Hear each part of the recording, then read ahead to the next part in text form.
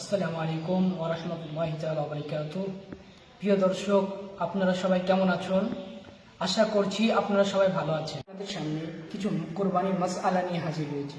বিষয় হলো আমার এটাই, কোরবানির বিষয় হলো এটাই যে কোরবানির গরু আছে অথবা মোষ আছে অথবা ছাগল আছে অথবা দুম্বা আছে অথবা ভেড়া আছে অথবা উট আছে, কার কতটা ভাগ হবে। তো মাসলা কিতাবের মধ্যে এসছে, যেরকম বাহারে শরিয়াত, ফতোয়া ফয়জুর রসুল, ফতোয়া রাজবিয়া, এইসব কিতাবের মধ্যে এসছেন, ফিকার কিতাবের মধ্যে এসছেন যে আমাদের গরু আছে, সেই গরুকে আমরা 7 ভাগ দিতে পারবো। যে 7 ভাগের মধ্যে যদি কম হয় তাহলে কোনো অসুবিধে নেই, কিন্তু 7 ভাগে যদি ওপর হয়ে যায় তো অসুবিধা আছে, কোরবানি হবে না।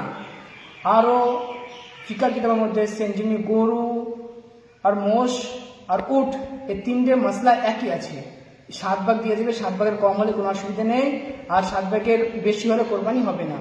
আর কি ছাগল দুম্বা ভেড়া এগুলো 1 ভাগ করে দিতে হবে।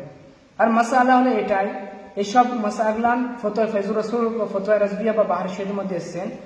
আরেকটি মশলা যে আমরা গরু দিই বা ছাগল দিই বা দুম্বা দিই বা উট দিই, এর মধ্যে যদি কাউরির বা নিয়াত যদি থাকে আমি কোরবানি দিচ্ছি শুধু গোশত খাওয়ার জন্য, তাহলে কাউরি কোরবানি হবে না।